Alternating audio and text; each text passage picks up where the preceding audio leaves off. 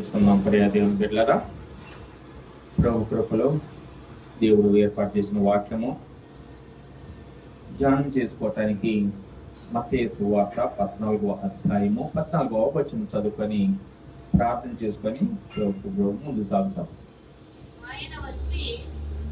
ఆయన వచ్చి ఆ గొప్ప సమూహమును చూసి వారి మీద కనికరపడి వారిలో రోగులైన వారిని స్వస్థపరిచెను. దేవుడు తన పరిశుద్ధ వాక్యం మనకి దీవించి ఆశీర్వదించిన గాక ఆమేన్. అందరు కళ్ళు మూసుకున్నట్లయితే చిన్న ప్రార్థన. కృపా కనికర గల మా యేసయ్య, మహోన్నతుడా, సర్వోన్నతుడా, దయగల మా దేవా, ఇప్పటి వరకు నీ పరిశుద్ధమైన నామములు అయ్యా అదిగానైనా సంఘమంతగా ఏక మనసుతో పాటల ద్వారా నేను స్తుతించాము, ఆరాధించాము. స్తుతి ఆరాధనలో ప్రభా నీ ఘనమైన నామాన్ని మహిమపరిచాము. మా ప్రభా ఈ సమయము గొప్ప సమయంలోకి వచ్చాము, నీ మాటలు వినే సమయంలోకి వచ్చామని ఆయన. అయ్యా నీ మాటలు ఎంతో విలువైన మాటలు, ఎంతో గొప్ప మాటలనైనా అయ్యా ఇదిగోనైనా నీ మాటలు వినాలని కూడి వచ్చిన మాతో నువ్వే మాట్లాడి సహాయం దయచేయి. సంఘాన్ని అయ్యా సిద్ధపరచు, సంఘాన్ని బలపరచు, సంఘానికి వినగలే చెవులు, గ్రహించే హృదయం సంఘానికి దయచేయమునైనా ప్రభా. ఈరోజు ఇక్కడున్న నాతోనూ మాతోనూ నువ్వే మాట్లాడాలి ప్రభా. అయ్యా నీ మాటలు విని వాటిని గైకొని ఆ మాటల ప్రకారంగా జీవించడానికి నీ కృపానికి నుంచి సహాయం దయచేయమని, నీ ఆత్మశక్తి ద్వారా నన్ను బలపరచుకోమని, అయ్యా నన్ను నీ సులువును మరుగుపరుచుకొని నీ దాసుని ద్వారా నువ్వు మాట్లాడి సహాయం దయచేయమని మా ప్రియమైన యేసుక్రీస్తు నామములో ఈ ప్రార్థన అడిగి పెట్టుకుంటున్నాం తండ్రి, ఆమేన్. ప్రియ దేవుని బిడ్డలారా, ఈరోజు పరిశుద్ధాత్మ గల దేవుడు నీతో నాతో మాట్లాడటానికి సిద్ధంగా ఉన్నాడు. దేవునికి స్తోత్రం, హల్లెలూయా. ఆత్మ స్వరూపమైన దేవుడు నీతో నాతో మాట్లాడటానికి సిద్ధంగా ఉన్నాడు. మనం ఆ మాటలు విని గైకొట్టడానికి సిద్ధంగా ఉన్నామా? ఒకసారి దేవుని స్తోత్రం చెందుతాం, హల్లెలూయా. మనం హృదయాన్ని సిద్ధపరచుకోండి, మన హృదయాన్ని పరిశుద్ధాత్మ దేవుడి శక్తి ద్వారా సిద్ధపరచుకొని దేవుని యొక్క మాటలు వినటానికి దేవుని వైపు మాత్రమే చూడండి. మీరు ఇటు డిస్టర్బెన్స్ కాకండి, అటు ఇటు చూడకాకండి. దేవుని యొక్క మాటల వైపే, దేవుని వైపు చూడండి. ఇక్కడ పరిశుద్ధాత్మ దేవుడు నీతో మాట్లాడుతున్నాడు. ఈరోజు దేవుని యొక్క మహోన్నతమైన కృపలు మన జ్ఞాపకం చేసుకొని, మన దేవుడు మనకు కావాల్సిన సమస్త విషయములో సహాయం చేసే దేవుడు. ఎవరమ్మా మన దేవుడు? ఈరోజు అంశం ఏంటంటే నిన్ను కనికరిస్తాను అంటున్నాడు దేవుడు. దేవుని స్తోత్రం, హల్లెలూయా. ఏం చేస్తానమ్మా? కనికరం అన్న మాట చాలా గొప్పగా ఉంటది కదమ్మా. చూడండి, మన కష్టాల్లో ఉన్నప్పుడు, మన బాధల్లో ఉన్నప్పుడు, లేదంటే మన ఆర్థిక ఇబ్బందుల్లో ఉన్నప్పుడు, మనకి ఏదైనా ఒక అక్కడికి వచ్చినప్పుడు మనకి ఎవరు మన కనికరిస్తారు? మన బంధువుల, మన రక్త సంబంధికుల, మనకు తోడు పుట్టిన వాళ్ళని మనం ఎదురు చూస్తూ ఉంటాం. ఇప్పుడు ఏమన్నా మనము ఒకరికి అప్పు ఇవ్వాలి, డేట్ పెట్టాం, వాళ్ళు సమయానికి వచ్చి మన అప్పు అడుగుతారు. ఇప్పుడు ఏం చేయాలి? మన దగ్గర డబ్బులు లేవు, ఏం చేయాలి? ఎవరి మీద ఆధారపడాలి? ఆలోచన చేస్తాం. ఎవరి మీద? ఇప్పుడు ఈయన ఇకపోతే ఒప్పుకోడు, మన ఆయన ఇంటి మీదకి వచ్చి గొడవ చేస్తారు. ఈరోజు ఈ యొక్క ఆపద నుంచి నన్ను కనికరించేది ఎవరు? ఈ కష్టం నుంచి తప్పించేది ఎవరు? ఈ బాధ నుంచి నాకు విముక్తి కలిగించేది ఎవరు? ఎదురు చూస్తామా లేదా? అయితే ఇప్పుడే దేవుడు పెట్టారా, ఈ లోక మనుషులు, మానవులు అయితేమి, ఎవరైతేమి, బంధువులు అయితేమి, రక్త సంధికులు అయితేమి మనని కనికరిస్తారు. కానీ వాళ్ళు మళ్ళీ బాధలో ఉన్నప్పుడు మనం ఏం చేయాలి? వాళ్ళ వైపు మనం వాళ్ళకి సహాయం చేయాలి, వాళ్ళు మనం కనికరించాలి. అది శాశ్వతమైన కనికరము కాదు. అది ఒక దగ్గర అప్పు తీసుకుంటే అప్పు తీసాలా లేదా? ఏదైనా కానీ కదా, మనము ఈ లోక సంబంధంగా జ్ఞాపకం చేసుకున్నప్పుడు ఒకసారి ఆలోచన చేయండి. ఏదైనా మనకి ఇచ్చానంటే మళ్ళీ తిరిగి ఇవ్వాల్సిందే. అది రుణం అంటారు. ఏమంటారమ్మా? రుణము. కానీ దేవుని యొక్క రుణము తీర్చలేము. దేవుని స్తోత్రం, హల్లెలూయా. అది తీర్చాల్సిన పని లేదు. ఆ దేవుడు ఇచ్చింది అది మనకి శాశ్వతం అన్నమాట. దేవుడు ఇచ్చింది శాశ్వతం, అది అంతే. ఆ మౌనతమైన దేవుడు ఆ కనికరము నీ మీద చూపిస్తా అంటున్నాడు. ఆ కనికరము నా మీద చూపిస్తా అంటున్నాడు. మనందరి మీద ఆ కనికరము చూపిస్తే ఆ కనికరము స్థాయిగా నిలిచిపోయింది, స్థిరత్వముగా కలిగి ఉంటది. దేవుని స్తోత్రం, హల్లెలూయా. అంత మహోన్నతమైన దేవుడు, మనము నమ్ముకున్న దేవుడు, మనం ఆరాధించే దేవుడు, అంత గొప్ప దేవుడు. ఆ దేవుని ఈరోజు నీ మీద నా మీద నీ కనికరం చూపిస్తాడు. చూడండి 14 వచనం ఏమంటాడు? ఆయన వచ్చి ఆ గొప్ప సమూహమును చూసి, ఏం చూశారంట? సమూహము అంటే ప్రభు యేసుక్రీస్తు యొద్దకి అనేక మంది వచ్చి ఆయన్ని ఆరాధించారంట. పొద్దు నుంచి సాయంత్రం వరకు ఆయన్ని స్తుతిస్తున్నారంట, ఆయన మహిమపరుస్తున్నారంట కదలకుండా. చూడండి, ఆయన చూడండి ఎంత గొప్ప ఆలోచన ఇక్కడ ఈ యొక్క మాటలో ఉందంటే, ఇందులో ఉన్న అంశంలోనే మనం కొన్ని మాటల్ని జ్ఞాపకం చేసుకుంటే, ఆయన వచ్చి గొప్ప సమూహమును చూసి వారి మీద కనికరపడి, వారి మీద ఎందుకు కనికరపడ్డాయంటే 10 రోజులు సాయంకాలం అయినప్పుడు, చూడండి సాయంకాలం అయినప్పుడు అంటే వాళ్ళు ఉదయాన్నే వచ్చారు, ప్రొద్దున వచ్చారు. అమ్మా వినండి, వాళ్ళు ఎప్పుడు వచ్చారమ్మా? దేవుడి దగ్గరికి ఎప్పుడు వచ్చారు? ఉదయాన్నే వచ్చారు. సాయంకాలం వరకు, ఉదయం నుంచి సాయంకాలం వరకు ప్రభు చెంతనే నిల్చున్నారు వాళ్ళు. ప్రభు యుద్ధ ఆయన మాటలు వినటానికి ఆశతో ఉన్నారంట. అక్కడ దాదాపు ఎంతమంది ఉన్నారు తెలుసా? 5,000 మంది ఉన్నారంట. ఎంతమంది ఉన్నారమ్మా? 5,000 మంది ఉన్నారు. అది నువ్వెలా చెప్పగలుగుతావయ్యా అని అంటారేమో. ఆ అధ్యాయంలోనే లాస్ట్ వచనం 21వ వచనంలో చూడండి, ఎంతమంది ఉన్నారమ్మా? 21వ వచనంలో స్త్రీలను పిల్లలను కాక తినిన వారు ఇంచుమించు 5,000 మంది అంట.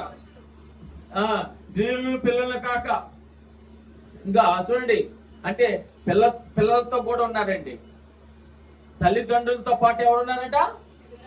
పిల్లలు కూడా ఉన్నారంట. ఉదయం నుంచి సాయంకాలం వరకు వాళ్ళు ఏమి తినలేదంట. అంటే వాళ్ళు దేవుని యొక్క మాటలు ఎంత శ్రద్ధగా వినటానికి ఆసక్తి చూపుతున్నారు. చూడండి, దేవుని మాటలు వినటానికి ఎంత ఆసక్తి చూపిస్తున్నారు. మనం ఒక 10 నిమిషాల వాక్యం లేట్ అవుతుందంటే వాచ్లోకి వెళ్ళి చూస్తూ ఉంటాం. పాస్టర్ గారు ఇంకో వదలట్లేదే, ఏదో పాస్టర్ గారు అనవసరంగా వచ్చారు అనుకుంటా ఉంటారు కదా చాలా మంది. అనుకుంటారా? అనుకోవద్దు. చూడండి, ఇక్కడ వాళ్ళు ఎంత ఆసక్తి చూపిస్తున్నారు, దేవుని మాటలు వినడానికి ఎంత శ్రద్ధ చూపిస్తున్నారు. చూడండి, ఉదయ కాలం నుంచి సాయంకాలం వరకు వాళ్ళకి తిండి లేదు. వాళ్ళకి ఏం లేదమ్మా? తిండి లేదు, అసలు నీళ్ళు కూడా లేవేమో. కథలో కూడా కూర్చున్నారంట. మనం ఒక 2 గంటలకి 3 సార్లు కింద దిగుతాం, పైకి వస్తాం. అసలు దేవుడి సన్నిధి అంటే ఇది దేవుడి సన్నిధి, ఇది పరిశుద్ధమైన స్థలము. అక్కడి నుంచి నువ్వు ఇక్కడికి వచ్చినప్పుడు ఒక్కసారి సమర్పించుకోవాలి. ఇంకా మనం మన సొత్తు కాదు, దేవుడి సొత్తు. మనం దేవుని స్తోత్రం, హల్లెలూయా. మనము ఇంకా దేవుడికి అంకితం అయిపోవాలి. ఏమైపోవాలి? అంకితం. ఏది పట్టించుకోకూడదు. దేవుడి సన్నిధిలో అంకితం అయిపోయి దేవుడి వైపు చూస్తూ దేవుని మాటలు శ్రద్ధగా విని ఆ మాటలు మన హృదయాలు భద్రపరుచుకొని ఆ మాటల ప్రకారం జీవించడానికి తాపత్రయపడాలి. వీళ్ళు అదే చేస్తున్నారు ఇక్కడ. ఉదయ కాలం నుంచి సాయంకాలం వరకు వాళ్ళు ఏమి తినలేదు, తాగలేదు, కూర్చున్న వారు లేవలేదు, శ్రద్ధగా ఇచ్చినారు. ఇంకా మీరు అంత శ్రద్ధగా ఉన్నారనుకోండి, నాకేం పుట్టింది? వీళ్ళకి అంటేనే బిర్యానీ తెప్పించాలి, దమ్ బిర్యానీ తెప్పించాలి అంటే కదా, తెప్పించి బిడ్డలకి పెట్టాలి. ఎందుకంటే పొద్దు నుంచి సాయంత్రం దాకా విన్నారు కదా, వాక్యం వింటున్నారు కదా, కథలు కూడా ఉంటున్నారు కదా. జాలి కలిగిందండి యేసయ్యకి. ఏం పుట్టిందంట? కనికరం పుట్టిందంట యేసయ్యకి. చూడండి, దేవుని స్తోత్రం, హల్లెలూయా. కనికరం పుట్టిన వాళ్ళ మీద, కనికరం, జాలి కలిగిన వాళ్ళు దేవుని మాటలు వింటానే ఉన్నారు. పరిశుద్ధమైన మాటలు, దేవుని మాటలు వింటానే వాళ్ళు లీనమైపోయారు, అంకితమైపోయారు. ఆ సమర్పణ వల్ల ఉండాలండి, ఆ యొక్క పట్టుదల మనం ఉండాలి, ఆ శ్రద్ధ వల్ల ఉండాలి. అప్పుడు దేవుడు చూస్తున్నాడు. ఇందాక దావీదు కీర్తనలో చదువుకున్నాం కదా, ఆయన ఎక్కడ చూస్తున్నాడంట? ఆకాశము నుండి నిన్ను ఏం చేస్తున్నాడంట? పరిశీలిస్తున్నాడంట. నువ్వు ఎలా కూర్చున్నావు, ఎలా వాక్యం విన్నావు, ఎంత శ్రద్ధగా వింటున్నావు నాకు తెలియబోసేమో గాని నా దేవుడు, మన దేవుడు చూస్తున్నాడంటే నిన్ను నన్ను పరిశీలిస్తున్నాడు. ఆకాశము నుండి ఎంత ఆశ కలిగి ఉన్నావు. దేవుడి సన్నిధిలోకి వచ్చినాక ఒక్కసారి నువ్వు కూర్చున్నాక లేవకూడదు, అంత సమర్పణ ఉండాలి, సిద్ధపడాలి. దేవుని యొక్క ఆత్మశక్తి ద్వారా ఆ సిద్ధపాటు ఉన్నప్పుడు దేవుని కొరకు నువ్వు తాపత్రయపడతావు. వాళ్ళు ఉదయం నుంచి సాయంకాలం వరకు ఏమి తినకుండా ఏమి తాకుండా ప్రభు మాటలు వింటానే ఉన్నారు. అసలు లేచిన దాఖలాలు కూడా లేవంట, వాళ్ళు లేచినట్లు కూడా లేదంట. అంటే ఎంతగా వాళ్ళు సమర్పించుకున్నారో చూడండి. వాళ్ళని చూశాడు దేవుడు. దేవుని స్తోత్రం, హల్లెలూయా. వాళ్ళు ఏం చేశాడమ్మా? దేవుడు చూశాడు. ఏమంటా చూడండి, 14వ వచనంలోనే వారి మీద కనికరపడి వారిలో రోగులైన వాడిని వాళ్ళ మీద కనికరపడి, వాళ్ళందరూ మొదటిగా మనం జ్ఞాపకం చేసుకుంటే దేవుని దగ్గరికి వచ్చారండి. ఈ రోజు ఇప్పుడే దేవుని పెట్టారా, ఇది ప్రభు దినము, ఇది ప్రభు నివాస స్థలము. దేవుడి దగ్గరికి మనం వచ్చినప్పుడు దేవుడు మనని గమనిస్తాడు. ఏ ఆశతో నువ్వు వచ్చావు, ఏ విధంగా సమర్పణతో నువ్వు దేవుడి సన్నిధికి వచ్చావు, ఏ విధంగా దేవుడు స్థితించాలని వచ్చావు, దేవుడు నిన్ను చూస్తున్నాడు. చూసి నీ ఆశను బట్టి, నీ శ్రద్ధను బట్టి, నీకున్న ఆ భక్తిని బట్టి, ఆ విశ్వాసను బట్టి చూసి ఆయన కనికరిస్తానంట. దేవుని స్తోత్రం, హల్లెలూయా, హల్లెలూయా. నువ్వు ఏ అవసరంతో వచ్చావో దేవుని సన్నిధికి, దేవుని సన్నిధికి ఏ విధంగా వచ్చావో, దేవుడి సన్నిధికి వచ్చిన వాళ్ళండి, దేవుని ఆనందించడానికి వచ్చిన వాళ్ళు, దేవుని యొక్క మందిరానికి వచ్చిన వాళ్ళు, దేవుని ఆరాధనకి వచ్చిన వాళ్ళు దేవుడు చూస్తా ఉంటాడు. వాళ్ళు కావాల్సిన ప్రతి అవసరతని. అందుకే దేవుడు ఒక వాక్యంలో మనం చూస్తాము, మత్తయి సువార్తలో ఏమని, ప్రయాసపడుతున్న సమస్త జనులారా నా యొద్దకు రండి, మీకు విశ్రాంతి, కనికరము. మీకు ఏది కావాలి, ఏ అవసరత ఉంది, ఏది మీకు మీ కుటుంబంలో కావాలి, ఏ యొక్క కష్టం ఉన్నా, ఏ బాధ ఉన్నా, ఏ శోధన, ఏ వేదన, వాటి నుంచి నేను తప్పిస్తాను. ఆమేన్, హల్లెలూయా. వాటి నుంచి నేను మిమ్మల్ని విడుదల పరుస్తాను. ఇదిగో మీకు సహాయకునిగా నేను ఉన్నాను. హల్లెలూయా. మిమ్మల్ని కనికరించే దేవుని నేనే. నా యొద్దకు రండి. దేవుని ఎద్దుకు రావాలండి. ఆ సిలువ ఎద్దుకు రావాలి మనము. ఆ సిలువ ఎద్దుకి మనము, ఆ కలవరి ఎద్దుకు రావాలి మనము. దేవుని యొక్క సన్నిధికి రావాలి మనము. ఎందుకు దేవుని సన్నిధికి రావాలి అంటే మనం కనికరము పొందుకోవటానికి. దేవుని స్తోత్రం, హల్లెలూయా. కనికరము. ఏ యొక్క సమస్య ఉంది కూడా కూర్చున్న వాళ్ళకి, ప్రతి ఒక్కరికి ఒక్కొక్క సమస్య ఉందండి.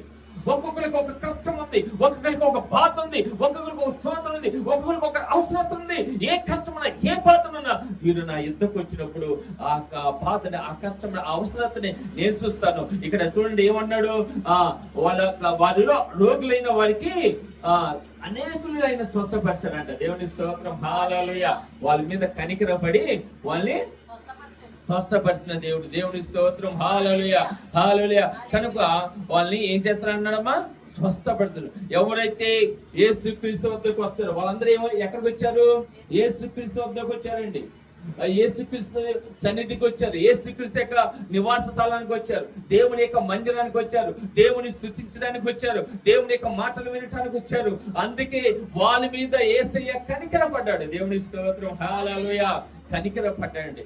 దేవుడు కనికరపడితే చాలు, నీకు కావలసిన సమస్తాన్ని సమకూర్చిస్తాడు. దేవుడు నీకు కావలసిన అవసరతల్ని తీర్చిస్తాడు. అక్కడ ఒకరికి చూపు లేని వాళ్ళు వచ్చారు. చూపు లేని వాళ్ళు వచ్చారు. యేసు దగ్గర చూపు లేని వచ్చి వాళ్ళని చూపును పొందుకున్నారండి. వాళ్ళు ఏం పొందుకున్నారు? చూపును పొందుకున్నారు. హల్లెలూయా. ఈ రోజు ఇక్కడ మనం కూడా జ్ఞాపకం చేసుకోండి, మన కళ్ళు ఉన్నాయి, మనం చూస్తున్నాము, కానీ ఈ కళ్ళు కాకుండా ఆత్మీయ నేత్రాలు లేని వాళ్ళు చాలా మంది ఉన్నారు. దేవుని దర్శనములు పొందుకోలేకుండా, దేవుని యొక్క శక్తి గ్రహించకుండా, దేవుని కార్యములు గుర్తెరగకుండా, దేవుడు మన జీవితంలో ఎన్ని కార్యములు చేశాడు, ఎన్ని అద్భుత కార్యములు చేశాడు. మన కష్టంలో ఉన్నప్పుడు, శ్రమలో ఉన్నప్పుడు, వేదనలో ఉన్నప్పుడు మనకి దేవుడు ఎన్ని సహాయం చేశాడు. మనం ఏ రోజైనా గుర్తెరిగామా? ఏ రోజైనా దేవుడు చేసిన కార్యములు మనం గుర్తెరిగి దేవునికి ఇదిగో మనము కృతజ్ఞత చూపించగలిగిన వారుగా ఉన్నావా? ఒక్కసారి జ్ఞాపకం చేసుకోండి. గుడ్డితనంతో, ఆత్మీయ గుడ్డితనంతో కలిగిన వారు ఈ లోకములోను సంఘములోను అనేకులు ఉన్నట్లుగా మనం చూస్తున్నాం. ప్రియ దేవుని బిడ్డలారా, దేవుడి కార్యములు గత వారం నుంచి పోయిన పునరుద్ధానం దినం అంటే పోయిన ఆదివారం నుంచి ఈ ఆదివారం వరకు ఇదిగో మనం జీవించున్నామే, అది దేవుడి కృప కదా, దేవుడిచ్చే కనికరము కాదా? అది దేవుడు నిన్ను కాపాడుకున్నాడే. దేవుడికి నువ్వు దేవుడి సన్నిధిలోకి వచ్చి ఇదిగో వాళ్ళు ఏ విధంగా అనేక జనసమూహంగా కూడి దేవుడి సన్నిధికి వచ్చి దేవుని యొక్క సన్నిధిలో ఉన్నారో వాళ్ళ మీద దేవుడు కనికరం పడ్డాడు. ఈ రోజు దేవుని బిడ్డలారా, నువ్వైనా నేనైనా దేవుడి దగ్గరికి వచ్చి మనము దేవుడి సన్నిధిలో ఉన్నప్పుడు మన మీద కనికరం చూపిస్తాడు. దేవుడు చేసిన మేలును పొందుకొని దేవుణ్ణి మర్చిపోయి స్తుతించకుండా, ఆరాధించకుండా, భయభక్తులు లేకుండా దేవుని సన్నిధిలో ఆరాధించుకొని నిరంతరము ఇదిగో నీ ఇష్టసరమైన జీవితం జీవిస్తావంటే నీ మీద కనికరం పడండి. ఒకవేళ ఇదిగో ఈలోక సంబంధంగా నువ్వు బాగున్నావంటే అది ఈలోక సంబంధం వరకే కానీ ఎవరైతే కనికరం పొందుకుంటారో వాళ్ళ జీవితంలో నిత్య ఆనందం ఉంటుంది. దేవుని స్తోత్రం, హల్లెలూయా. వాళ్ళ జీవితంలో ఏముంటుందమ్మా? నిత్య ఆనందం ఉంటుంది. కనుక ప్రియ దేవుని బిడ్డలారా, దేవుని యొక్క నామంలో మనం జ్ఞాపకం చేసుకున్నప్పుడు ఎవరైతే ఆ సిలువ వైపు చూస్తారో, ఎవరైతే ఆ సిలువ దగ్గరకు వచ్చి యేసుక్రీస్తు వైపు చూస్తారో, ప్రభు వైపు చూస్తారో వాళ్ళ మీద దేవుడు కనికరపడతాడు. దేవుని స్తోత్రం, హల్లెలూయా. కనికరిస్తారండి. ఇక్కడ చూడండి, వాళ్ళు చూసి ఆయన ఏమంటాడు, ఆయన వచ్చి ఆ గొప్ప సమూహమును చూసి వారి మీద కనికరపడి, వారి మీద కనికరపడాడు. సమూహము ఇక్కడ మనం కూడా ఒక సమూహంగా కూడుకుంటున్నాం, ఒక సంఘముగా కూడుకుంటున్నాము, ఆరాధించే వారుగా కూడుకుంటున్నాము, మహిమపరిచే వారుగా కూడుకుంటున్నాము. దేవుడు మౌనతమైన దేవుడు మనల్ని చూస్తున్నాడు. ఇది ఆ జనసమూహము చూసి వాళ్ళ మీద కనికరపడి ఈ రోజు మనకి ఏది కావాలో, ఏ సమస్య ఉన్నప్పటికీ, ఏ కష్టం ఉన్నప్పటికీ, ఏ బాధ ఉన్నప్పటికీ దేవుడు చూస్తున్నాడండి. ఆ చూసి ఆయన విడిచిపెట్టే దేవుడే కాదు. ఈ లోకంలో అనేకులు ఇదిగో మనకున్న కష్టాలు చూస్తారేమో, మనకున్న బాధను చూస్తారేమో, మనకున్న వేదన చూస్తారేమో, కానీ వాళ్ళు వచ్చి మనకు ఓదాస్తారు. అమ్మా భయపడకకు, అమ్మ దిగులు పడకకు, సహోదరుడు దిగులు పడకకు, భయపడకకు చెప్తారేమో కానీ వాళ్ళు మనకేమి ఓదార్పునే ఇవ్వలేరు. వాళ్ళ వల్ల మనకేమి ఉపయోగం ఉండదు. కానీ దేవుడు కనికరిస్తే నీకున్న ఆ సమస్య ఏదైతుందో ఆ సమస్య నుంచి దేవుడు నేను బయటపడేస్తాడు. దేవుని స్తోత్రం, హల్లెలూయా. ఆ కష్టం నుంచి దేవుడు బయటపడేస్తాడు. ఆ శోధన నుంచి దేవుడు తప్పిస్తాడు. ఆ వేదనకరమైన జీవితం నుంచి దేవుడు నీకు ఆనందిస్తాడండి. అలాంటి గొప్ప దేవుడు మన ప్రభువుని యేసుక్రీస్తు. అలాంటి మౌనతమైన దేవుడు మన యేసయ్య. అందుకే ఆయన కనికరం చూపిస్తున్నాడు. ఈ రోజు నువ్వు కనికరం పొందుకోవటానికి సిద్ధంగా ఉన్నావా? ఇదిగో ఆయన కనికరము వాళ్ళ మీద చూపించి, ఇదిగో ఎందుకు చూపించంటే వాళ్ళు ఉదయం నుంచి సాయంకాలం వరకు దేవుని సన్నిధిలో ఉన్నారండి. దేవుని సన్నిధిలో ఉన్నారు. వాళ్ళు పట్టు వదలక దేవుని మాటలు వినడానికి శ్రద్ధ చూపించారు. అందుకే వాళ్ళకి కనికరపడి అన్నాడుగా, వాళ్ళ మీద కనికరపడి ఏమన్నాడు తెలుసా? ఆ శిష్యులను పిలిచి వీళ్ళకి భోజనం పెడదాం అన్నారు. ఏమన్నారు? వీళ్ళకి భోజనం పెడదామంటే అక్కడ ఉన్న శిష్యులు వణుకున్నారు. అమ్మో, దాదాపు పిల్లలైతే పెద్దలైతే ఇక్కడ 5,000 మంది ఉన్నారు, కానీ లెక్కకి ఇంకా ఎక్కువ ఉన్నారు. ఇంకా పిల్లలు లెక్క చేయలేదు, స్త్రీలు లెక్క చేయలేదు అక్కడ. కానీ 10,000 మంది ఉండొచ్చు. ఈ 10,000 మందికి మేము అసలుకి ఎంత సమకూర్చి ఇవ్వాలి? ఎక్కడ దొరికింది? ఎక్కడ హోటల్కి వెళ్ళండి, ఒక 100 మందికైనా పెడతారు, ఒక 200 మందికైనా పెడతారు. ఒకేసారి 1,00,000 మందికి పెట్టమని పెడతారా? పెట్టలేరు. ఎందుకంటే వాళ్ళక్కడ ఆ సిద్ధపరచలేరు కాబట్టి. కానీ ఇక్కడ యేసయ్య వాళ్ళు ఆ శిష్యులు అనుకున్నారు, ఎక్కడి నుంచి తీసుకురావాలి మనం? ఈ ఎంతమందికి భోజనాలు ఎక్కడి నుంచి మనం పెడతాము? ఎక్కడి నుంచి? చూడండి, ఆయన దేవుని యొక్క వాక్యం నుండి మనం చూద్దాంప్పుడే దేవుని పెట్టారా ఏమన్నా 10 రోజులు సాయంకాలం అయినప్పుడు శిష్యులు ఆయనకు వచ్చి, ఇది అరణ్య ప్రదేశము, ఇప్పటికీ ప్రొద్దుపోయిను, ఈ జనులు గ్రామంలోకి వెళ్ళి భోజన ప్రధానం కొనుక్కున్నట్టుగా వాడిని పంపేయమని చెప్పింది. వాళ్ళు ఏం చెప్పమన్నాడు? ఆయన పట్టణాలకు పంపించి అక్కడికి వెళ్ళి ఊర్లోకి పంపించి అక్కడ కొనుక్కొని తింటారులే. ఏనమ్మా సరదాగా ఇంతమందికి మేము భోజనం, ప్రభు మేము భోజనాలు ఎక్కడికి తీసుకొచ్చి పెట్టాలా? ఇంతమందికి మేము తీసుకురాలేము, మేము వడ్డీలేము, మేము పెట్టలేము అంటే ప్రభు యేసుక్రీస్తు అన్నాడు, ఎవరి దగ్గర ఏమైనా ఉన్నాయా చూడండి అంటే అక్కడ పిల్లల దగ్గర ఏమున్నాయి? 5 రొట్టెలు 2 చేపలు, 5 రొట్టెలు 2 చేపలు. మనమే ఇద్దాం అంటే వాళ్ళకి బెత్తరపోయి ఉండొచ్చు. 5 రొట్టెలు 2 చేపలు ప్రభువా, ఇంతమందికి ఎలా పంచిపెట్టాలి మేము? ఇంతమందికి ఎలా పంచిపెట్టాలి? దేవుడికి అసాధ్యం అంటే ఏది లేదండి. సమస్తము సాధ్యముకు చేసే దేవుడు.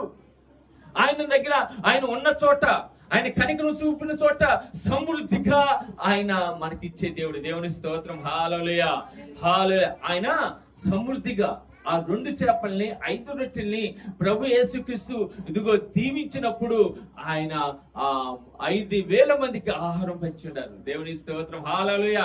ఎంతమందికి? 5,000 మందికి. ఆయన కనికరపడి వాళ్ళకి భోజనం సిద్ధపరచాడండి. ఆయన కనికరపడి అనేకుల్ని, రోగుల్ని బాగుపరిచాడండి. రోగుల్ని స్వస్థపరిచాడండి. కుష్ఠరోగుల్ని స్వస్థపరిచాడు. గుడ్డితనం కలిగిన వాడిని చూపునిచ్చాడు దేవుడు. కాళ్ళు లేని వాళ్ళకి కాళ్ళు ఇచ్చాడు దేవుడు. పక్షవాతం కలిగిన వాళ్ళకి దేవుడు స్వస్థపరిచాడు. ఆయన కనికరం కలిగి ఉంటే నీకు ఏదున్నప్పటికీ ఆ సమస్య యేసుక్రీస్తు నామములో ఇదిగో స్వస్థత కలుగుతుంది. హల్లెలూయా. ఆయన శక్తి గల నామములో నీకేది తక్కువ ఉందో అది ఆయన కనికరం. అందుకే దేవుని సన్నిధికి వస్తే కనికరపడతాడు. దేవునిలో ఉంటే దేవుని యేసుక్రీస్తు సిలువ వైపు చూడండి ఒకసారి. ఆయన సిలువ వైపు చూసి, ఆయన సిలువ మార్గములో యేసుక్రీస్తు నీ కొరకు నా కొరకు శ్రమలు పొందుకుని ఆ శ్రమలు గ్రహించండి. ఆయన వైపు చూసినప్పుడు దేవుడు నిన్ను కనికరిస్తాడు. హల్లెలూయా, హల్లెలూయా. ఆయన కనికరపడి 5,000 మందికి ఆహారం ఇచ్చాడు. ఆయన కనికరపడి అనేకుల్ని స్వస్థపరిచాడు. దేవుని స్తోత్రం. హల్లెలూయా, హల్లెలూయా. అందుకే ప్రియ దేవుని బిడ్డలారా, ఆయన కనికరము మత్తయి సువార్తలో 9వ అధ్యాయము 35వ వచనంలో మనం చూస్తే, మత్తయి సువార్త 9వ అధ్యాయము 35వ వచనంలో చూడండి త్వరగా. యేసు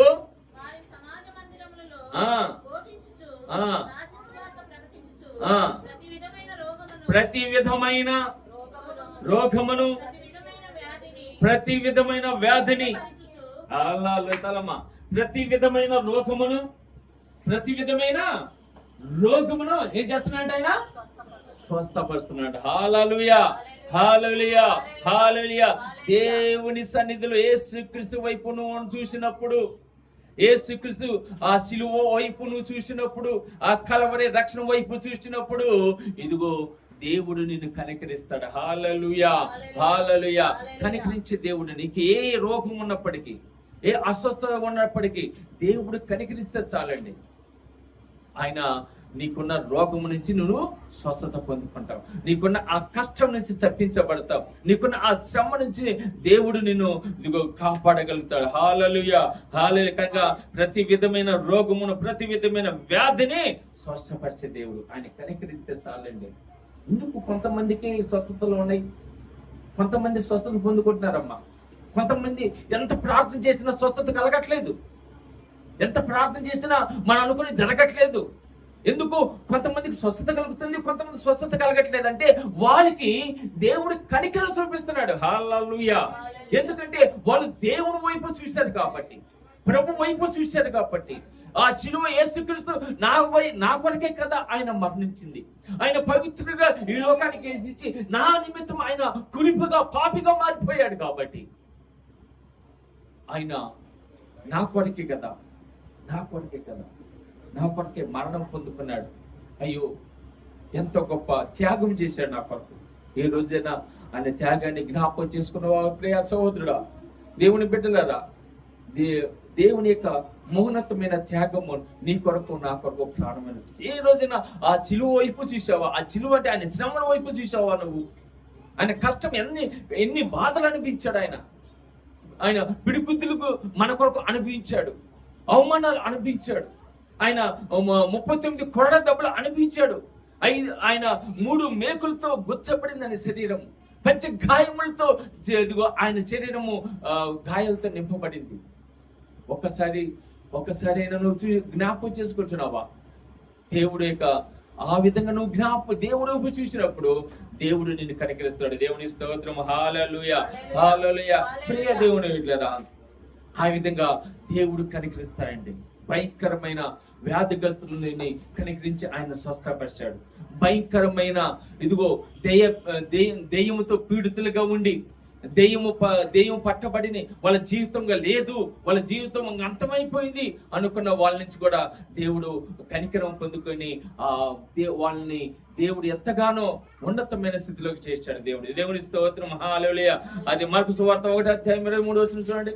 మార్కు సువార్త 1:23 మనం జ్ఞాపకం చేసుకుంటే అక్కడ ఒక సంఘటన జ్ఞాపకం చేసుకొని ముందుకు సాగుతాం. ఆ సమయమున వారు సమాజ మందిరములో అపవిత్రాత్మ పట్టిన మనుషుడు ఒకడు నేను, వాడు నజరేయుడు యేసు, మాతో నీకేమి, మమ్ము నశింపచేయడానికి వచ్చినవా, నువ్వెవడో నాకు తెలియను, నువ్వు దేవుని పరిశుద్ధుడు అని కేకలు వేసిన. అందుకు యేసు ఊరుకుండు వానిని విడిసిపోమని దాన్ని గద్దింపుగా అపవిత్రాత్మ వాడిని విలవిల్లాడిచి పెద్ద కేకేసి వాడిని విడిసిపోయెను. దేవుని స్తోత్రం, హల్లెలూయా. అపవిత్రాత్మ పట్టిన వ్యక్తిని, ఆ వ్యక్తిపై దేవుడి కనికరం పడ్డాడండి. ప్రభు యేసుక్రీస్తు అపవిత్రాత్మ అంటే ఏంది? దురాత్మ, సాతాన ఆత్మ. ఈ దురాత్మ, సాతాన ఆత్మ ఎవరిలైతే ఉంటుందో అది మంచి కార్యములు గుర్తించవు, దేవుని కార్యములు గుర్తెరగరు. అపవిత్ర ఆత్మ పట్టిన వాళ్ళు దేవుడికి విరోధంగా జీవిస్తూ ఉంటారు. అపవిత్ర ఆత్మ, దురాత్మ ఉన్న వాళ్ళు దేవుడికి వ్యతిరేకమైన కార్యములు చేయటానికి ఇష్టపడతారు. ప్రియ దేవుడు బిడ్డలారా, అందుకే ఆ అపవిత్ర ఆత్మ పట్టిన ఆ వ్యక్తిని యేసయ్య చూశాడు. దేవుని స్తోత్రం, హల్లెలూయా. యేసయ్య చూశాడు, ఆ వ్యక్తిని చూశాడు. ఆయనలో ఉన్న ఆ శరీరంలో అపవిత్ర ఆత్మ, దురాత్మది, చెడు ఆత్మది, మంచి కార్యములు చేయదు. ఆ పైన ఆ శరీరంలో ఉన్న ఆ శరీరంతో పాటు ఉన్న వ్యక్తి ఏమో మంచోడు, కానీ ఆ లోపల ఉన్న ఆత్మ మాత్రం మంచిది కాదు. ఈ శరీరము తో ఉన్న ఆ వ్యక్తి దేవుడికి మహిమకరంగా ఉండాలని ఇష్టపడ్డాడేమో, కానీ ఆ దురాత్మ మాత్రము ఆ వ్యక్తిని చెడగొడుతుంది. దురాత్మ, ఆ చీకటి అంధకార ఆత్మ అంధకారమైన కార్యములు చేయడానికి ఇష్టపడుతుంది, కానీ దేవుడి కార్యములు చేయలేకపోతున్నారు. దేవుడి కార్యములు చేయడానికి ఇష్టపడలేకపోతుంది, దేవుడి సన్నిధికి రావడానికి ఇష్టపడలేకపోతుంది. ఆ దురాత్మ ఏం చేస్తుందంటే చూడండి, ఆ అంధకారం గలవాని వల్లే ఏం చేస్తుందమ్మా, దురాత్మ, అపవిత్రాత్మ పెట్టిన మనుషుడు ఒకడు, వాడు నజరేయుడు యేసు, నాతో నీకేమీ పని. ఆత్మ అంటుంది, నా దగ్గర నువ్వు ఎందుకు వచ్చావు, ఈ ఇల్లు నేను ఉన్నాను, ఇది నా సొంతము, కానీ లోకములో ఉన్న ప్రతి ఒక్కరిని దేవుడే ఏర్పాటు చేసుకున్నాడు. దేవుని స్తోత్రం, హల్లెలూయా. దేవుని లోకంలో ఎంతో ప్రతి ఒక్కరిని ప్రేమిస్తున్నాడండి. వాడు మంచివాడా, చెడ్డవాడా, భక్తుడా, భక్తిహీనుడా ప్రేమిస్తున్నాడు. కానీ ఆ ప్రేమను పొందుకోవటానికి ఎంతమంది ఇష్టపడుతున్నారు?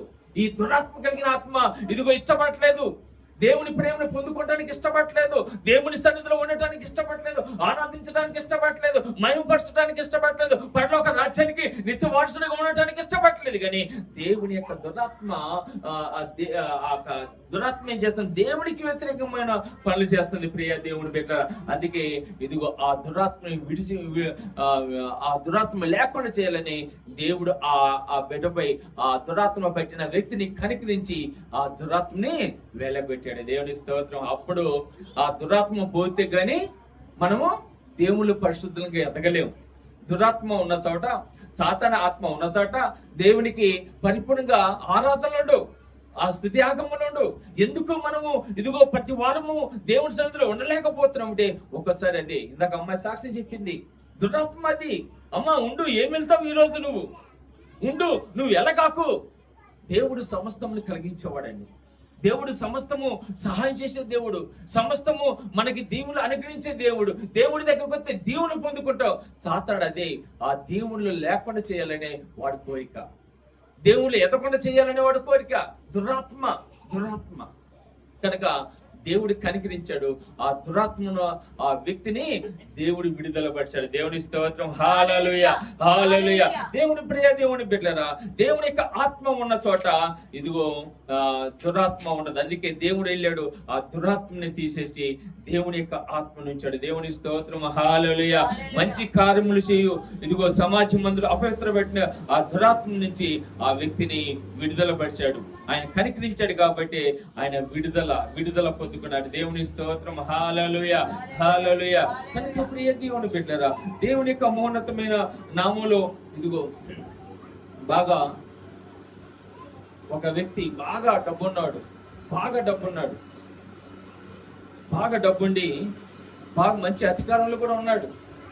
అధికారంలో ఉన్న వారికి, డబ్బులో ఉన్న వాళ్ళకి ఏది తక్కువ కాదండి. అనుకుంటాం తక్కువ ఉండదేమో అని కదా. మనం బాగా మంచి బంగ్లా చూసి, అద్దాల మేడలు చూసి, మన వాళ్ళ కుటుంబంలో ఏ కష్టాలు ఉండవు అనుకుంటాం. పైకి అద్దాలు మాత్రమే కనబడుతున్నాయి మనకి, కానీ లోపలన వాళ్ళ కుటుంబ కలహాలు మనకు తెలియదు, బాధలు మనకు తెలియదు, కష్టాలు మనకు తెలియదు కదా. ఎవరికో ఏదో ఒక శోధన ఆ కుటుంబంలో, ఏదో ఒక బాధ ప్రతి కుటుంబంలో ఉంటానే ఉంటది. ఆ కష్టం, ఏదో ఒక కష్టం ఉంటానే ఉంటది. ఏ కష్టం లేని మానవుడు లేనే లేడు. ఏ బాధ లేకుండా ఉండే మానవుడు ఈ భూమిలోకంలో ఎవరు ఉండరు. ఏదో ఒక బాధ ఉంటా ఉంటది. కానీ ప్రియ దేవుని బిడ్డలారా, ఆ ధనవంతుడు అనుకున్నాడు, ఆ అధికారం అనుకున్నాడు, ఇంకా నాకేది తక్కువ లేదు, ఏది అన్నీ ఉన్నాయి, అధికారం ఉంది, డబ్బు ఉంది అనుకున్నాడు. కానీ వాళ్ళ కుమార్తెకి భయంకరమైన రోగం, 12 సంవత్సరాల కుమార్తె, భయంకరమైన వ్యాధి, ఇంకా మరణానికి సిద్ధంగా ఉంది బిడ్డ. ఇంకో కొంత సమయంలో మరణిస్తుంది. ఆ బిడ్డ తన కూతురు ఏకైక కుమార్తె అంట. ఇంకా ప్రాణం పోవటానికి సిద్ధంగా ఉంది. ఇంకా ఆయన అంతకుముందే అనుకున్న హోదాతో, అనుకున్న డబ్బుతో మరి గొప్ప స్పెషలిస్ట్ హాస్పిటల్లో, మల్టీ హాస్పిటల్ చూపించుంటాడేమో కానీ నయం కాలేదు రోగం. పెద్ద హాస్పిటల్ చూపించాడు. డబ్బంతా అనుకున్న డబ్బుతో, అనుకున్న పరపతితో, ఇదిగో నా కూతురు బాగు చేసుకుంటాను, ఈ హాస్పిటల్ కాకపోతే ఇంకొక హాస్పిటల్, ఈ హాస్పిటల్ కాకపోతే ఇంకొక హాస్పిటల్, ఇదిగో ఈ డాక్టర్ కాకపోతే ఇంకొక డాక్టర్, ఇదిగో ఇక్కడ కాకపోతే అక్కడ కాకపోతే ఇంకొక చోట, ఎన్నో అనేక చోట్ల తిప్పి ఉంటాడు. కానీ చివరికి ఆమె మరణ అంచులోకి వచ్చేసింది. రోగము నయము కాలేదు. ఇంకా ఉండే కొంది ఈయన ధైర్యము సన్నగిల్లిపోయింది. అయ్యో, నా కూతురు అదిగో బలహీన పడిపోతుంది, నా కూతురు మరణ అంచులోకి వెళ్ళిపోతుంది, నేను ఎంత ఖర్చు పెట్టాను, ఇంతమంది డాక్టర్లకు చూపించాను, ఇంతమంది వైద్యులకు చూపించాను, ఉపయోగం లేకుండా పోతుంది. ఆయన ధైర్యం సన్నగిల్లిపోతుంది. ఆయనకి భయం అనేది, ఇదిగో ఆయన భయం కలిగి ఎంతగానో కృంగిపోతున్నాడు. నా కూతురిని ఎలా దక్కించుకోవాలి, నా కూతురిని ఎలా కాపాడుకోవాలి, నా కూతురిని ఏ విధంగా నేను అదిగో ఈ రోగం నుంచి ఆ బిడ్డని విముక్తి చేసుకోవాలి, నేను బాగుపరచుకోవాలి. వేదన, బాధ ఆయన గుండెల్లో. బిడ్డలకు బాగలేకపోతే తల్లిదండ్రులు మనము ఒక పూట కూడా తినలేమండి. బాగలేని బిడ్డని మన కంటి ముందు పెట్టుకొని, బాగలేని బిడ్డని మన ఎదురుగా పెట్టుకొని మన తినగలమా, సహించగలమా? మన బిడ్డలకు ఎంత అయినా కానీ మనం తట్టుకోలేము. ఎందుకంటే మన బిడ్డలు మనము ఎంతో అల్లారు ముద్దుగా చూసుకుంటున్నాం కాబట్టి ఆ బిడ్డని మనము ఇంకా ఆ బిడ్డ బలహీన పడిపోతుంది. ఏం చేయాలి ప్రభువా, ఏం చేయాలి, ఏ విధంగా నేను నా బిడ్డని కాపాడుకోవాలి? అనేకులకి చెబుతున్నాడు, అయ్యా నా కూతుర్ని నేను ఇదిగో ఈ విధంగా, ఇదిగో ఆ రోగంతో మరణకరమైన స్థితిలోకి పడిపోతుంది, నేను ఏ విధంగా కాపాడుకోవాలంటే ఎవరు నీలాంటి వారు, నాలాంటి వారు ప్రభు యేసుక్రీస్తు గురించి చెప్పారు. దేవుని స్తోత్రం. హల్లెలూయా. ఎవరి గురించి చెప్పారమ్మా? ప్రభు యేసుక్రీస్తు గురించి చెప్పాడు. ఆయన దగ్గరికి వెళ్ళండి, ఆయన కనికరిస్తే చాలమ్మా, ఆయన కనికరిస్తే చాలు. ఆయన కనికరిస్తే ఇదిగో ఏ రోగమైనా ఇదిగో ఆ స్వస్థత కలుగుతుంది. ఏ పీడితుడైనా బాగుపడతాడు. ఆ దెయ్యాలు పెట్టినా గాని, దురాత్మలు పెట్టినా గాని, ఇదిగో రోగ పీడితులైనా గాని ఆయన దగ్గరకు పోతే బాగుపడతారని చెప్పంటారు. ఆయన తెలుసుకున్నాడు. వాళ్ళని మిల్లి యేసుక్రీస్తు గురించి తెలుసుకొని ఆయన యేసుక్రీస్తు దగ్గరికి పోయాడు. యేసుక్రీస్తు దగ్గరికి పోయి ఒకసారి ఎక్కడ మత్తయి సువార్తలోనా లోక సువార్త తీయండి.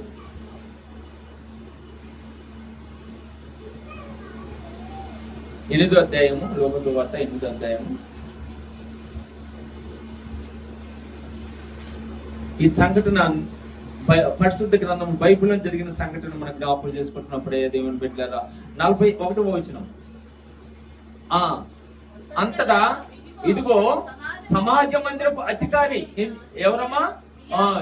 యాయూరు అను ఒకడు వచ్చి యేసు పాదముల మీద పడి, ఎందుకు పడ్డాడు? అప్పుడు అడుగుతున్నాడు, పడి ఏమంటాడు? ఇంచుమించు 12 ఏళ్ళు ఈడు గల తన ఒక్కతే కుమార్తె అంట. చూడమ్మా, తన ఒక్కతే కుమార్తె, ఇంకా బిడ్డ లేదేమో, 12 సంవత్సరాల బిడ్డ. ఆ బిడ్డ చూడండి మరణకరమైన స్థితిలోకి వెళ్ళిపోయింది.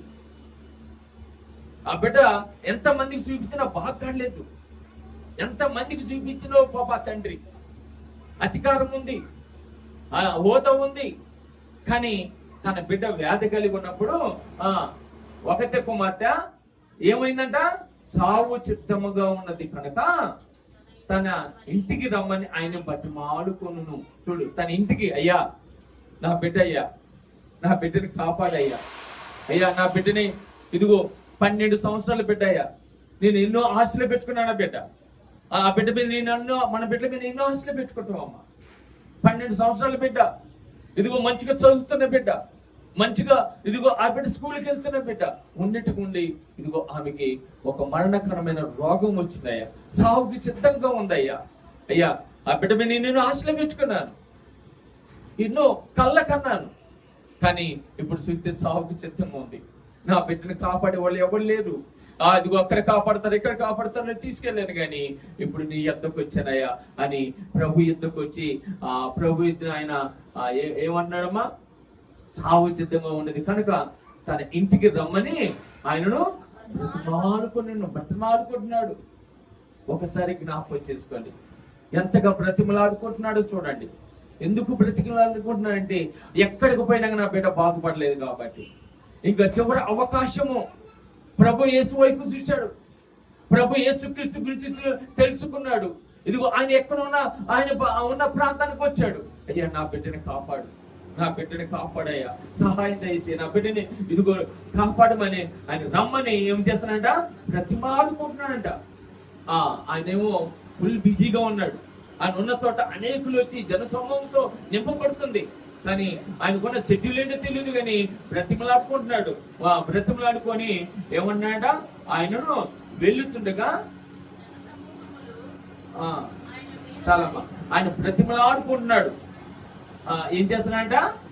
బ్రతిమలాడుకుంటున్నా. 49వ వచనం చూడండి. ఆయన ఇంకను మాట్లాడుచుండగా, ఎవరితో మాట్లాడుతున్నాడు? సమాజ మందిరపు అధికారి ఇంకను యేసుతో మాట్లాడుతున్నాడు, బ్రతిమలాడుకుంటున్నాడు, ప్రాధాన్యపడుతున్నాడు. మా ఇంటికి ఒక్కసారి రాయి ప్రభు, యేసయ్య మా కూతురు ఒక్కసారి చూడు ప్రభు, అయ్యా అదిగనైనా నువ్వు కనికరం గల దేవుడు అంట, అయ్యా నీ కనికరము మా బిడ్డపై ఉంచు నాయన, ఒక్కసారి రా ప్రభు, ఒక్కసారి నా బిడ్డను వచ్చి చూడు నాయన అని ఏం చేస్తున్నాయంట? సమాజ మందిరం అధికారి ఇంటి నుండి వచ్చి ఆ సమయంలో మాట్లాడుతుండగా ఇంటి దగ్గర నుంచి కబురు వచ్చేసింది. ఎక్కడి నుంచి అమ్మా? ఇంటి దగ్గర నుంచి కబురు వచ్చింది. ఏమని వచ్చింది కబురు? ఇంకా ఈ యొక్క యేసుక్రీస్తుని బ్రతిమలాడాల్సిన పని లేదు, యేసుక్రీస్తుని రిక్వెస్ట్ చేయాల్సిన పని లేదు, ఎందుకంటే నీ బిడ్డ చనిపోయి ఉంది కాబట్టి. ఆ మాటనగులను ఆ తండ్రి యొక్క బాధ ఒక్కసారి మనం ఆ స్థానంలో ఉంటే ఎలా ఉంటుందో ఒకసారి ఆలోచన చేయండి. ఒక్కసారి తన కూతురిని కాపాడుకోవాలని ఎన్నో ఆశలు పెట్టుకున్న తన కూతురిని కాపాడుకొని తన ఆశల్ని తీర్చుకోవాలని, తన ఆశల్ని ఉన్నతమైన స్థితిలో నా కూతురు ఉంచాలి, ఇది మంచి ఉన్నతమైన చదువులో చదివించాలి. ఒక్కసారి ఆలోచన చేయండి బిడ్డలారా. మనం అనుకుంటున్నాం ఈరోజు బాగున్నామని, రేపు ఏమైతే మనకి తెలియదు, మన పరిస్థితి ఎలా ఉంటుందో తెలియదు. ఈ యజమానుడు కూడా ఏ రోజు ఇలాంటి దౌర్భాగ్య పరిస్థితి వచ్చింది అనుకోలేదు, కానీ వచ్చింది. వచ్చి ఇదిగో యేసయ్య నా బిడ్డని కనికరిస్తాడేమో అని ఆశపడి యేసు దగ్గరికి వచ్చి బతిమాలుకున్న సమయంలో అక్కడి నుంచి ఇంటికాంచి కప్పులు వచ్చింది. ఏమని వచ్చి అధికారి ఇంటి నుండి ఒకడు వచ్చి, నీ కుమార్తె చనిపోయి ఉన్నది, నీ కుమార్తె ఇంక లేదు చనిపోయి ఉన్నది అని చెప్పి ఏమంటాడు? బోధకుని శ్రమ పెట్టవద్దని అతనితో చెప్పాను. నువ్వు వేసిన బ్రతిమలాడు కాకు. అనేకమైన డాక్టర్లు కాపాడలేకపోయారు, వైద్యం కాపాడలేకపోయింది, హాస్పిటల్ ఉన్న వాళ్ళు కాపాడలేకపోయారు. ఇదిగో నీ డబ్బు నీ కూతురిని కాపాడలేకపోయింది. కాబట్టి ఇక యేసయ్య కూడా వచ్చి కూడా ఏమీ ఉపయోగం లేదు. చనిపోయింది. తండ్రి ఆయన ఉన్న చోటనే గొప్ప కూలిపోయి ఉంటాడు. అయ్యో, నా బిడ్డని ఈ స్థితిలో చూడాలనుకున్నాను, నా బిడ్డని ఈ ఉన్నతమైన స్థితిలో ఉంచాలనుకున్నాను, మంచి కుటుంబం అందించాలనుకున్నాను, మంచి పొజిషన్లో చూడాలనుకున్నాను. అయ్యో, ఏంటి ఇలాగ అయిపోయింది. ఇంకా నాకు ఎవరు, ఎంత తాపత్రయపడ్డాను, ఎంత బాధపడ్డాను నా కూతురు రక్షించుకోవాలని, నా కూతురిని కాపాడుకోవాలని. అన్ని బూడిదలో పోసిన పనిలాగా అయిపోయింది, నా శ్రమ వ్యక్తం అయిపోయింది. ఎలాగా అని బాధపడుతుంది. ఇంకా వాళ్ళు ఉన్న వాళ్ళు కూడా పక్కన వాళ్ళు వచ్చిన వాళ్ళు, ఎందుకు అనవసరంగా నువ్వు యేసయ్యని శ్రమ పెడుతున్నావు, అవసరం లేదని చెప్పి వాళ్ళు అంటున్నారు. అయితే యేసు ఆ మాట అన్నాడు.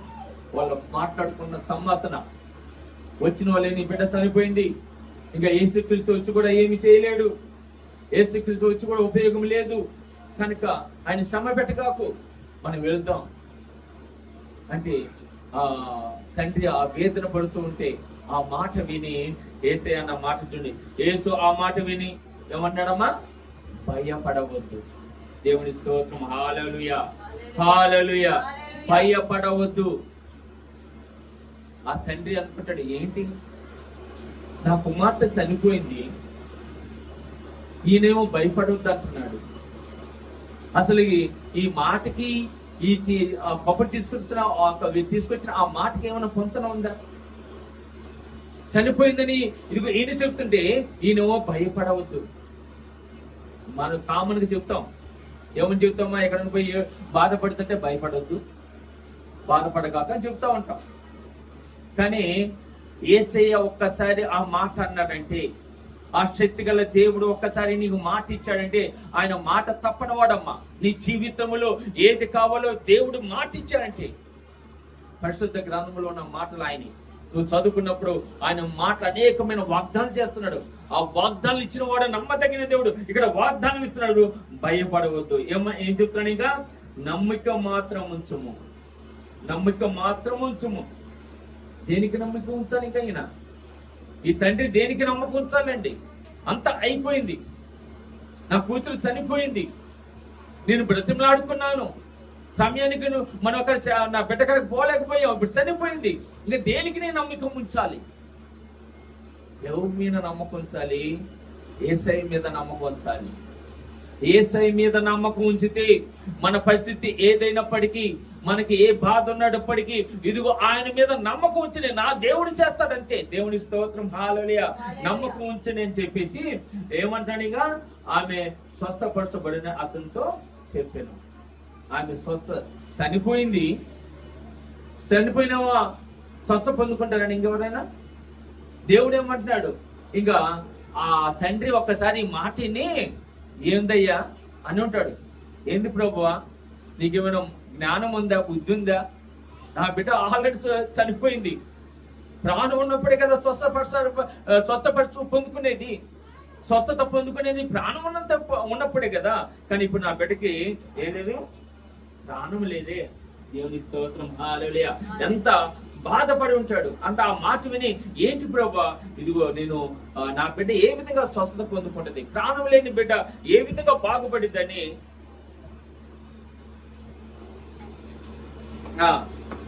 ఆమె చదువున్నది 50 వచ్చిన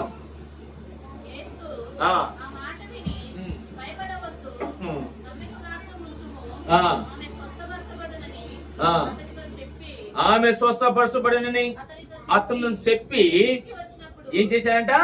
ఇంటికి వచ్చినప్పుడు తన శిష్యుల్ని ముఖ్యమైన శిష్యులు వేసుకుని పేతురు, యోహాను, యాకోబు అనువాన్ని, ఆ చిన్నదాన్ని తల్లిదండ్రులను తప్ప మరి ఎవరిని ఆయన లోపలికి రానియలేదు. అందరూ ఆమె నిమిత్తము ఏడ్చుతూ రొమ్ము కొట్టుకుని ఉండగా ఆయన వాడిలో 7వది ఆమె నిద్రించిందని, కానీ చనిపోలేదని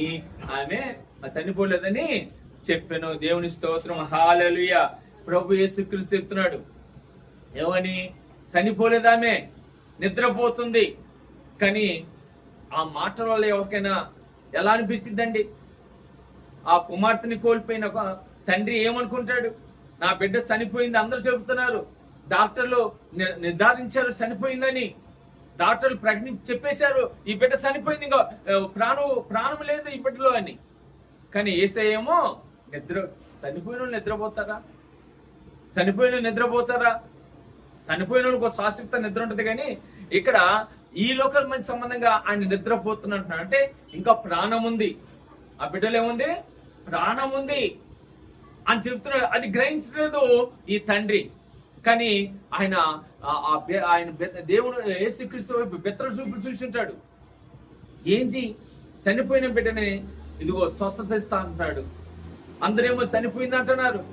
ఎలా నువ్వు బాగుపడుతున్నా? ఎలా నా బిడ్డ నిద్రపోతుంది? చనిపోయింది కదా, అందరూ చెబుతున్నారు కదా. యేసయ్య ఆ మాట కూడా గ్రహించట్లేదే. ఆయన ఆ వేదన, ఆ బాధతో యేసయ్యని ఏమనుకున్నాడో మనసులో.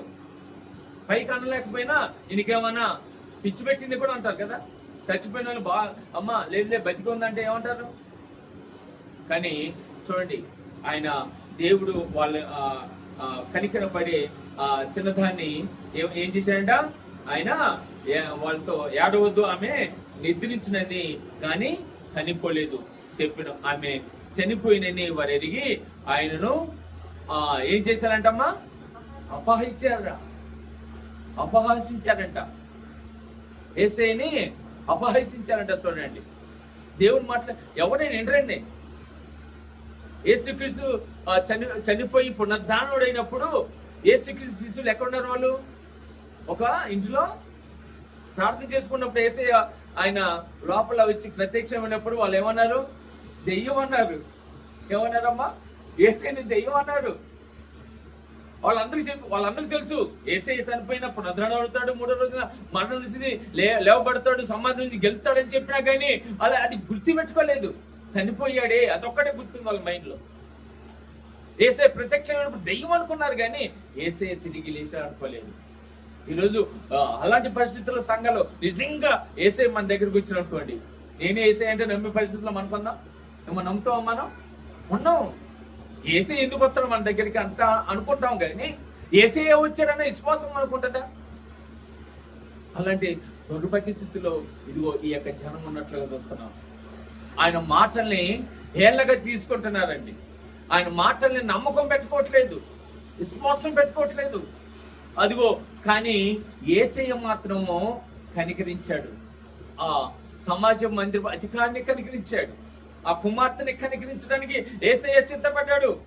అందుకే 54వ వచనంలో అయితే ఆమె చేపట్టుకొని చిన్నదానా లెమ్మని చెప్పక ఆమె ప్రాణము తిరిగి వచ్చిన కనుక వెంటనే ఆమె లేచెను. దేవునికి స్తోత్రం. హల్లెలూయా, హల్లెలూయా, హల్లెలూయా. సమస్తము సాధ్యము చేసే దేవుడు మన ప్రభువైన యేసయ్య. మరణం నుంచి ఆయన మరణమును తిరిగి తెప్పించే దేవుడు అండి. అబ్బా, ఒక్కసారిగా ఆ బిడ్డ లేచింది, చేపట్టుకుని యేసయ్య లేపాడు, తిరిగి లేచింది. నేను అనుకుంటాను మనం కానీ అక్కడ ఉన్నానుకో దెయ్యం పారిపోతాయేమో చనిపోయిన వాళ్ళు చూసి కదా. కానీ అవకైపోతారు అందరూ. అక్కడ ఆశ్చర్యపడిపోయి ఉంటాడు. ఆ తండ్రి ఒకసారి ఆడవాళ్ళ నవ్వాలో కూడా అర్థం కాని స్థితిలో ఆ తండ్రి ఉండి ఉంటాడు. ఎందుకంటే ఆశ్చర్యకార్యం అండి అది, ఒక అద్భుతమైన కార్యం అండి. ఒక మరణించిన ఆ వ్యక్తి తిరిగి లేచాడంటే ఎవరైనా ఊహించగలమా? ఒకసారి మన ఇమేజ్కి జ్ఞాపకం చేసుకోండి ఒక్కసారి. అందుకే శూన్యంలోని సమస్తమును కలిగించే దేవుడు మన దేవుడు. ఆయనకి సమస్తము సాధ్యమే, అసాధ్యం అంటే ఏది లేదు. ఇదిగో మరణం పొందుకుని ఆ చిన్నదాన్ని చేపట్టుకొని ఏం చేశాడంట? ఆమె ప్రాణము తిరిగి వచ్చిన వెంటనే ఆమె లేచిన. అప్పుడు ఆయన ఆమెను భోజనం పెట్టమని ఆజ్ఞాపించను. అంతేకాదు భోజనం పెట్టమని ఆజ్ఞాపించారంట. ఎంత గొప్పవాడు మన యేసయ్య. మన యేసయ్య ఎంత గొప్పవాడు, సర్వశక్తి గల దేవుడు మన యేసయ్య. ఆయన కనికరము మనపై చూపిస్తే, ఆయన కనికరము మనకు చూపిస్తే ప్రియ దేవుని బిడ్డలారా, మనకున్న ఏ సమస్య అయినప్పటికీ ఆయన కనికరము ద్వారా ఇదిగో ఆ సమస్యని పోగొట్టుకోగలుగుతాం మనం.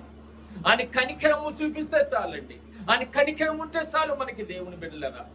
ఎంత గొప్ప కార్యము, ఎంత గొప్ప కార్యము ఉంటుంది చూడండి. ఆయన కనికరము చొప్పున ఇదిగో యాజకులనే ఆ ప్రాంతంలో చేసిన గొప్ప కార్యము దేవుడు ఆ బిడ్డపై ఆ కుటుంబంపై ఆ యజమానుడిపై ఆయన కనికరం చూపించాడు. కాబట్టి ఆయన ఆ చిన్నదాన్ని తిరిగి ఆ ప్రాణం పొందుకుంది. దేవుని స్తోత్రం, హల్లెలూయా. తిరిగి ప్రాణం పొంది గొప్ప ఇంకా తండ్రి యొక్క ఆ సంతోషము ఆ పడ్డ వేదన ఆ కష్టము ఒక్కసారి మర్చిపోయి ఉంటాడు. ఒక్కసారి ఆశ్చర్యం పొందుకున్నా గానీ ఆశ్చర్యంగా ఆయన చూసినప్పటికీ ఆశ్చర్యంగా ఉన్నప్పటికీ నిజంగా నా కుమార్తె ఇదిగో ప్రాణం నుంచి ఆ మరణం నుంచి ఇదిగో ఆమె ప్రాణం పొందుకొని ఆమె జీవం కలిగి ఉన్నదని ఎంతగా ఆనందించి ఉంటాడు, ఆయన ఎంతగా సంతోషించుంటాడు. ఒక్కసారి ఆలోచన చేయండి ప్రియ దేవుని బిడ్డలారా. దేవుని యొక్క మౌనతమైన నామంలో ఇదిగో ఎవరైతే దేవుడి కనికరం పొందుకుంటారో, ఎవరైతే కనికరం కలిగి ఇదిగో దేవుని వైపు చూస్తారో వాళ్ళ జీవితంలో సంతోషం ఇస్తాడు దేవుడు. దేవుని స్తోత్రం, హల్లెలూయా. వాళ్ళ జీవితంలో ఏం ఇస్తాడమ్మా? సంతోషమే కదా. తన కుమార్తె చనిపోయింది, ఆయన ఎంత వేదన పడ్డాడో, ఎంత బాధపడ్డాడో, ఎంత కష్టపడ్డాడో, ఇదిగో ఆ కష్టం అంతా మర్చిపోయాడు. యేసయ్య కనికరం చూపించాడు. కాబట్టి ఆ కుటుంబంలో సంతోషము, ఆ కుటుంబంలో ఆనందము, ఆ కుటుంబంలో ఈ రోజు ఒకసారి ఆలోచన చేయండి. ఇక్కడ కూర్చున్న ప్రతి ఒక్కరు ప్రియ దేవుని బిడ్డలారా, దేవుని విశ్వాసముతో మనం ఉన్నప్పుడు, నమ్మకంతో మనం ఉన్నప్పుడు, దేవునిపై నమ్మకము పెట్టుకొని ఉన్నప్పుడు మన జీవితంలో గొప్ప కార్యములు చేస్తారండి. మన శక్తి చేత కాదు, మన బలము చేత కాదండి, దేవుడి ఉచితమైన కృప చేత ఇదిగో మన జీవితంలో కార్యములు జరుగుతాయి. ఆయన కనికరం పడితే చాలండి. ఈరోజు ఆ కనికరము నీపై నాపై ఉండాలి. ఆ కనికరం పొందుకోవాలి మనము. దేవుడి కనికరం పొందుకుంటే అది ఎంత సంతోషంగా ఉంటుందో తెలుసా, ఎంత ఆహ్లాదకరంగా ఉంటుందో తెలుసా. ఆ కనికరం మనం పొందుకోవాలి ప్రియ దేవుని బిడ్డలారా. ఇదిగో సమాజం మందిర అధికారి యొక్క కుటుంబంలో జరిగిన సంఘటన ఈరోజు ఎంత గొప్ప కార్యము. దేవుడు గొప్ప కార్యము చేసేవాడండి, ఆశ్చర్య కార్యములండి. ఆయన కార్యములో మనము మన జీవితంలో పొందుకోవాలంటే దేవుడికి విధేయత చూపించండి, దేవుడికి లోబడి జీవించండి, దేవుని మాటకి విధేయత కలిగి ఉండండి. ఆ దేవుని మాటని గైకుంటూ ఆ మాటలు మనం శ్రద్ధగా విని ఆ దేవుని యొక్క చెప్పిన మాటల వైపు ఇదిగో మన హృదయాలు ఉంచుకొని ఆ మాటలు మన హృదయంలో భద్రపరుచుకొని ఆ వాక్యాన్ని గైకొని నడుచుకున్నట్లుగా మన జీవితంలో ఉంటే దేవుడు గొప్ప కార్యం చేస్తాడు. దేవుని స్తోత్రం, హల్లెలూయా. ఇంకా అనేకమైన అద్భుతమైన కార్యములు, అనేకమైన ఆశ్చర్య కార్యములు మన కుటుంబంలో జరిగించేటప్పుడే దేవుని బిడ్డలారా. అనేకమైన మన కుటుంబంలో జరగాలి కార్యక్రమ ఆశ్చర్య కార్యములు జరగాలంటే దేవుడి కనికరము మనం పొందుకోవాలి. దేవుడి కనికరములు మనం పొందుకున్నప్పుడు దేవుడు నిన్ను నన్ను జ్ఞాపకం చేసుకొని ఇదిగో మన జీవితంలో మన కుటుంబంలో సంతోషకరమైన ఇదిగో జీవితాన్ని మనకు అందిస్తాడు, నిత్యమైన జీవితంలోకి నడిపిస్తాడు. ఆయన కనికరము చొప్పున కనికరింపబడాలి. మనం ఆయన కనికరం చొప్పున కనికరింపబడండి. మన శక్తి కాదు, మన బలము కాదు, కానీ తన కృప ద్వారా. కనుక ప్రియ దేవుని బిడ్డలారా, ప్రభు సన్నిధిలో ఉన్న నువ్వు నేను, ప్రభు యొక్క సన్నిధిలో యేసుక్రీస్తుని నమ్ముకున్న నువ్వు నేను దేవుడి యొక్క కనికరం పొందుకోవాలని ఇష్టపడండి. ఆయన కనికరము నువ్వు నేను పొందుకున్నప్పుడు దేవుడు మన కుటుంబంలో అనేకమైన గొప్ప కార్యములు చేస్తాడు. ఈ యొక్క యాయూరు ప్రాంతంలో చేసిన దేవుడి కార్యములు ఎంత గొప్పగా ఉందో ఒకసారి జ్ఞాపకం చేసుకొని ప్రభా నా జీవితంలో కూడా నీ కనికరము చూపించు నాయనా ప్రభా అని ప్రతి ఒక్కరు దేవుని యొక్క కనికరము పొందుకోవడానికి మనం సిద్ధపడతాం. అందరు లేచిన నిలబడితే ఒకసారి ప్రభు కృపలో యేసయ్యా ఇదిగో నా తండ్రి అయ్యా, మరి అనేకమైన అయ్యా గొప్ప కార్యములు ప్రభా నీ యొక్క కృపలో నీ బిడ్డలకు జరిగించావు నాయనా. అయ్యా ఈరోజు ఇదిగో నా తండ్రి అయ్యా, మరి నీ యొక్క మహోన్నతమైన నామములో నా తండ్రి అయ్యా ఇదిగో నీ సన్నిధిలో మేము ఉన్నాం నా తండ్రి. అయ్యా నీ కృపలో ప్రభు మమ్మల్ని జ్ఞాపకం చేసుకున్న తండ్రి. అయ్యా ఇదిగో నా తండ్రి యాయూరు అనే ఒక గ్రామంలోనైనా సమాజం మందిరపు అధికారి యొక్క కుటుంబంలో జరిగిన సంఘటన, వాళ్ళ బిడ్డలో జరిగించిన ఆశ్చర్య కార్యము అయ్యా నీ కనికరం చొప్పున జరిగిన నా తండ్రి. అయ్యా నీ కృపలో జ్ఞాపకం చేసుకున్న అయ్యా పరిశుద్ధ గ్రంథంలో ప్రభువా అనేకమైన గొప్ప అయ్యా కార్యములు జరిగించావు నా తండ్రి. అయ్యా మా జీవితంలో కూడా అయ్యా నీ కనికరం చొప్పున గొప్ప కార్యములు జరిగించి నీ కృపలో జ్ఞాపకం చేసుకొని అయ్యా సహాయం దయచేయమని మా ప్రియ యేసుక్రీస్తు నామములో అడిగి పెట్టుకుంటున్నాం తండ్రి, ఆమేన్. అమ్మ అందరూ అలాగే లేచి నిలబడి ఉండగా మన మధ్యలో కుమార్ సిస్టర్ ముందుకు వచ్చి ఒక పాట పాడుతుండగా